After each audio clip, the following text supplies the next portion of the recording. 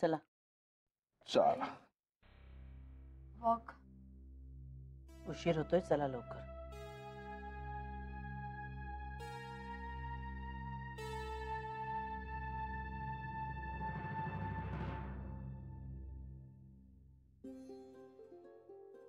ताई मी भरू डबे.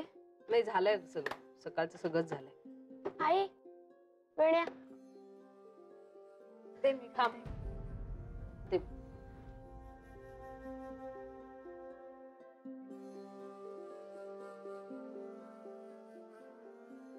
थांब आता, हलू नकोस. आई डब्बा. पल्लव, डबा भरून ठेवलाय तुझा, घे आता स्वतःचा स्वतः हाताने. आणि ना आता जरा छोटी छोटी कामं आपण आपली आपली करायला शिकायचं, कळलं? सतत दुसऱ्यांवर अवलंबून नाही राहायचं. जा घे डबा. थांब ग, ओरडू नकोस.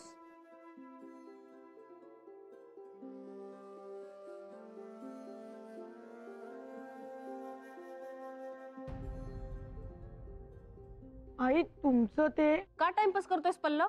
उशीर करायचा का शाळेत जायला? चल आता पटपट. हलू नकोस ग तू.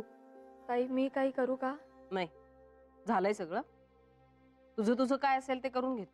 अहो पण माझे असे काहीच कामं नाहीयेत. घरातली सगळी कामं झाली आहेत सकाळची.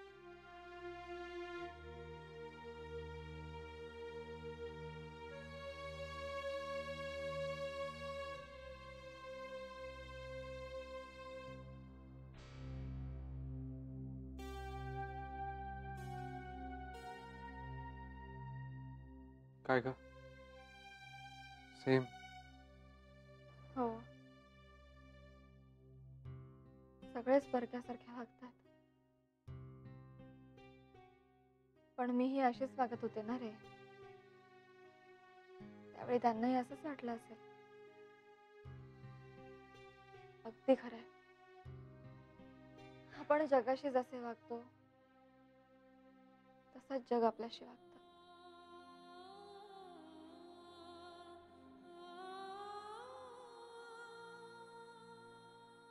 माई बोललीच नाही का तुझ्या बरोबर? त्या नानांबरोबर वॉकला निघून गेल्या. वॉकला? नानांबरोबर?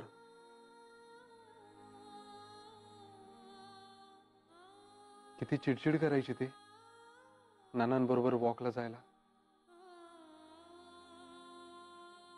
आदित्य, ह्या सगळ्या गोष्टींकडे मी पॉझिटिव्हली बघते. त्या माई वॉकला जायच्याच नाहीत आणि मला दूर लोटलं. त्यांनी वॉक नाही बुडवला. माझ्यासाठी एक अचिव्हमेंटच आहे ना रे. एवढं सगळं होऊनही तू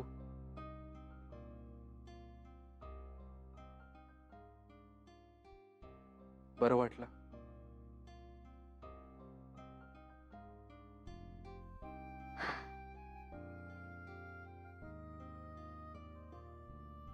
अरे आदित्य,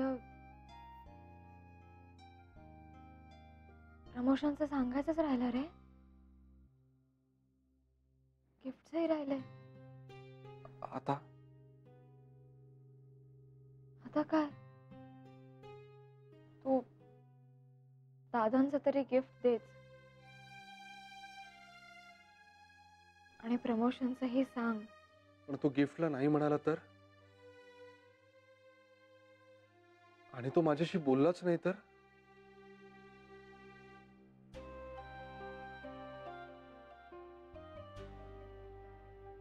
हे तर होणारच आहे आदित्य, पण आपण सहन करायचं. आपली चूक आहे. आपल्याला आपली माणसं हवी आहेत ना, मग रागवायचं नाही आणि अजिबात खचून नाही जायचं.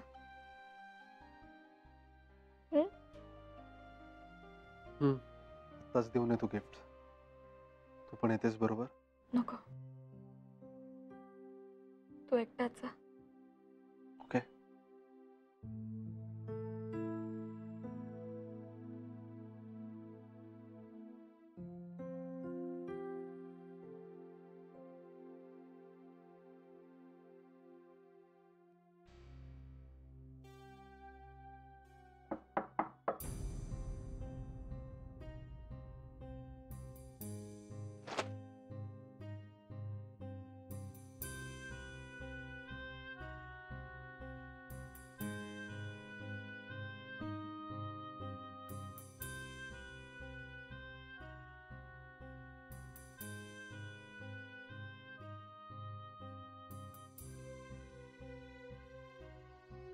मला काहीही बोलायचं नाही.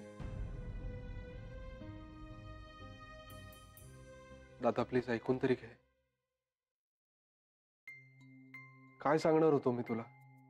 मेघनाचं डिसिजन होईपर्यंत मी थांबायचं ठरवलं होतं. तिचा निर्णय झाल्यावर मी सांगणारच होतो. इनफॅक्ट कालच आम्ही सांगणार होतो, पण मला या विषयावर काहीही बोलायचं नाहीये आणि काही ऐकायचं नाहीये. माझा विश्वास नाही उरला आता आपल्याच माणसांवर. मी समजू शकतो. नंतर बोलू. मी आता तुमची गिफ्ट्स द्यायला आलो होतो. गिफ्ट्स? त्या त्या जयहोन सारखी लाच देतोस तू आम्हाला? ही अपेक्षा नव्हती रे तुझ्याकडनं आदित्य. मला प्रमोशन मिळालं काल, म्हणून सगळ्यांसाठीच गिफ्ट्स घेतली आम्ही.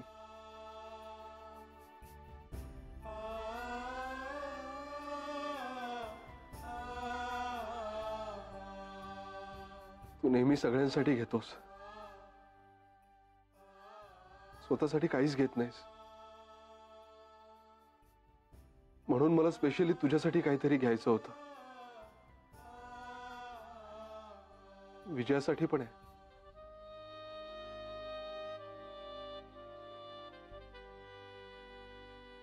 प्लीज दादा, नाही म्हणू नकोस.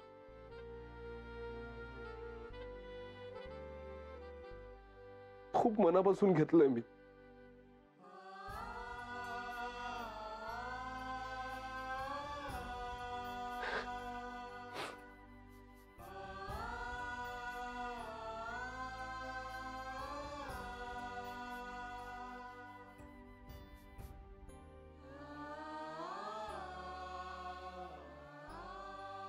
प्रमोशन मिळालं त्याला.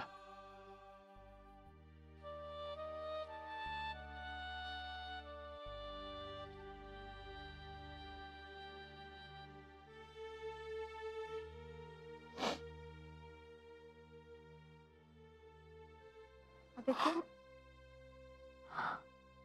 आदित्य, अरे काय झालं? हे खूप जड जात आहे मला मेघना. इतका असा तुटकपणा आणि घरच्यांनी मला दूर लोटणं कधीच अनुभवलेलं नाहीये मी. वेड्यासारखं वाटतंय मला. काय म्हणाले आम्ही दादा? काहीच बोलला नाही तो माझ्याशी. त्याला बोलायचंच नाहीये माझ्या बरोबर. समोर असल्याचा एक त्रास झाला त्याला. मी आता समोरही नकोसा झालोय त्याला. आदित्य प्लीज शांत हो, रडू नकोस.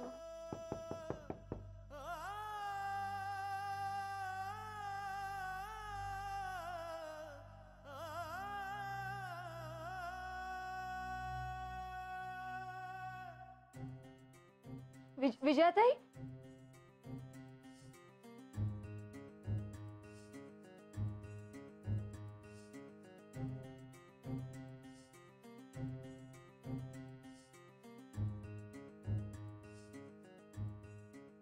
बघितलंस कसं तिराहितासारखा नाश्ता देऊन गेली. हॉटेलमध्ये रूम सर्व्हिस देतात ना तशी. मी आलोच.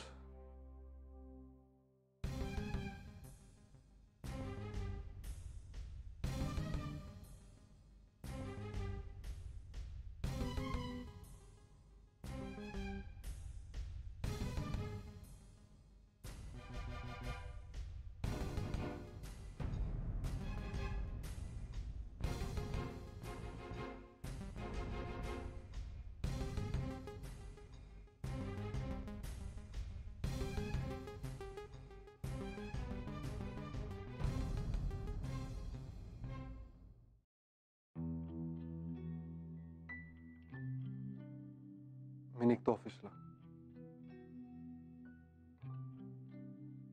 काळजी घे.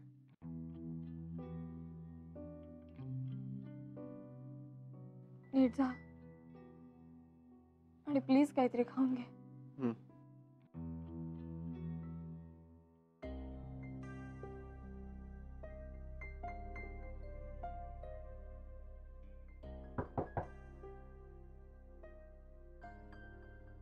काय रे?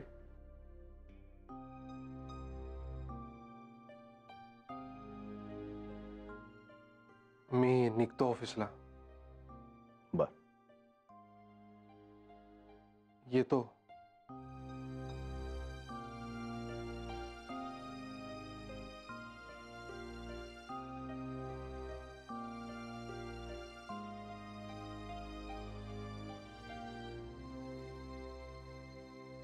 अहो, त्याला विचारायचं तरी नाश्ता केला का म्हणून. आला होता ना तो. बोलणं सोड, बघितलंय नाहीस त्याच्याकडे. नाही बघावंसं वाटलं, बोलावंसंही वाटत नाही त्याच्याशी. काय करू मी?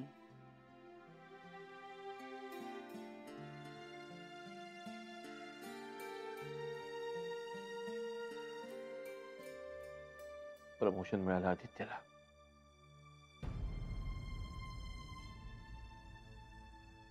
गिफ्ट आणलं त्यांनी माझ्यासाठी.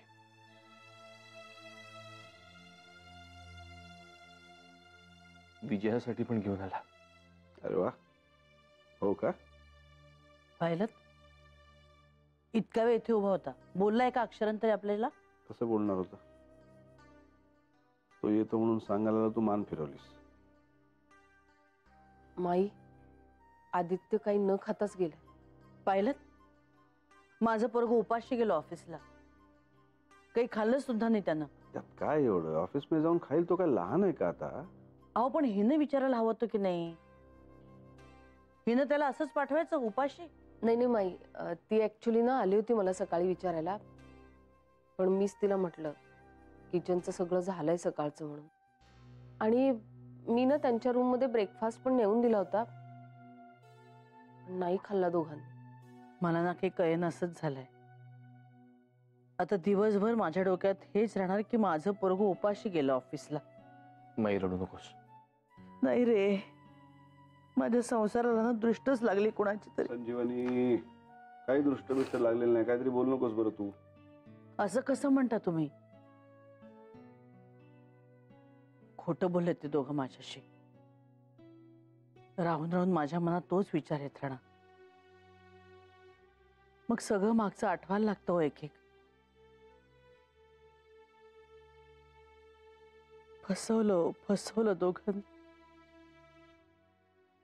माई, शांत हो ना प्लीज, रडू नकोस ना प्लीज. मी रात्रभर विचार करत होतो आदित्यच्या डोक्यात काय चाललं असेल याचा. मला सुरुवातीपासून त्यांच्यामध्ये एक तणाव जाणवायचा.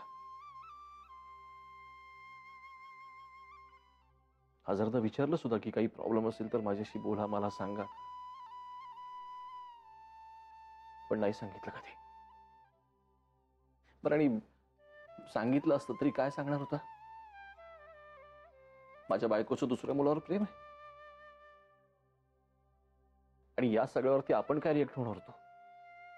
आपण काय लगेच तिला घराच्या बाहेर काढणार होतो का माहेरी पाठवणार होतो का? आदित्यचं आपण दुसरं लग्न लावणार होतो?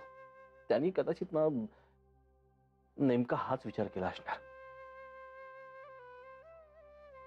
आणि याच भीतीपोटी तो गप्प बसला, नाही सांगितलं आपल्याला. कारण पाहता क्षणी प्रेम बसलं होतं ना मेघनावर. जोपर्यंत तिचं प्रेम आदित्यवर बसत नाही, जोपर्यंत ती पूर्णपणे आदिला स्वीकार करत नाही, तोपर्यंत हा थांबला असणार, वाट बघत बसला असणार. आणि आत्ता ते घडलंय. फसवलं रे, फसवलं दोघांनी. संजीवनी, खोटं वागले. हे बघ, आता हा विषय इथे बंद.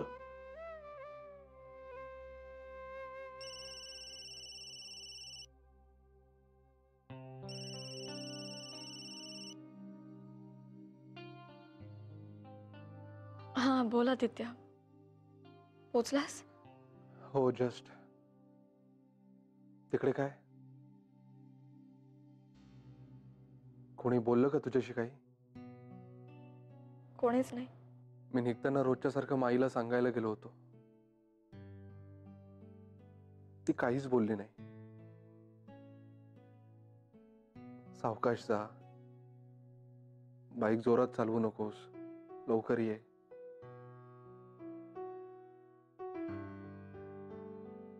काहीच नाही. तू प्रमोशनचं सांगितलंस का रे त्यांना? नाही, माझी हिंमतच झाली नाही. अरे सांगायचंच ना. नाही सांगितलं तर तिकडूनही रागावतील त्या. आणखी काय रागवायची राहिली आहे ती मेघना? मी घरातून निघताना ती माझ्याशी बोलली नाही. हीच तिच्या दृष्टीने परमावधी आहे. सॉरी आदित्य. मेघना, पण या सगळ्याला मीच कारणीभूत आहे. फॅक्ट आदित्य. आता हे बोलून तू सुद्धा अंतर निर्माण करणार आहेस का आपल्यात? नाही. काय खाल्लंस तू? नाही, इच्छा नाहीये. पण खाईन. तू पण खाऊन घे काहीतरी. हं. चल, bye. Take care. You too. Bye.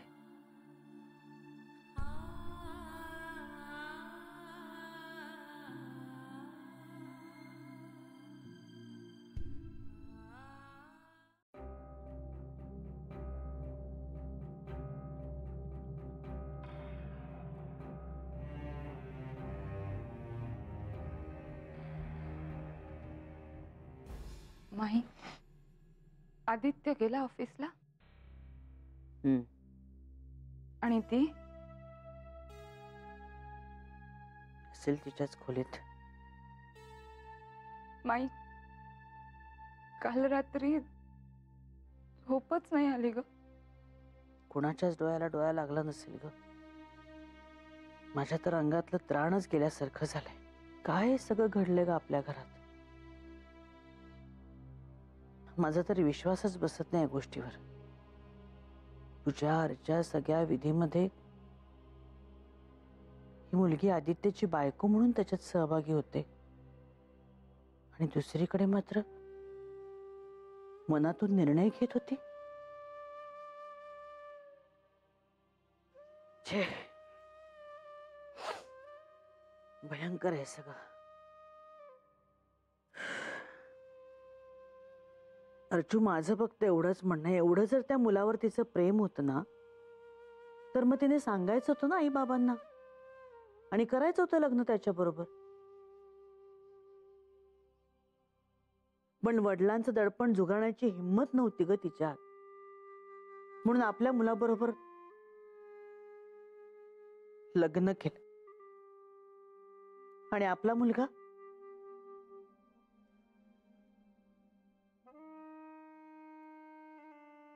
आपली फसवणूक झाली आहे. अर्चू, अर्चू, आपण सरळ निघालो ना, म्हणून आपला गैरफायदाच घेतल्यासारखं झालं ग. माझं तर ना सगळ्यातनं मनच उडालंय आता. तिच्याशी बोलावंसही वाटत नाही ग मला. नानांना तर मी सरळ सांगून टाकले, तिच्या बाबतीत जो काही निर्णय घ्यायचा ना तो तुम्ही घेऊन टाका. तिला जर माहेरी जायचं असेल ना, तर खुशाल जाऊ दे. माझी काहीच अडचण नाही. माई, अगं माई, पण तुझ्या एक गोष्ट लक्षात येते का ग? आपल्या आदित्यचं तिच्यावर प्रेम आहे, आणि साधं सुद्धा नाही, खूप जास्त प्रेम आहे.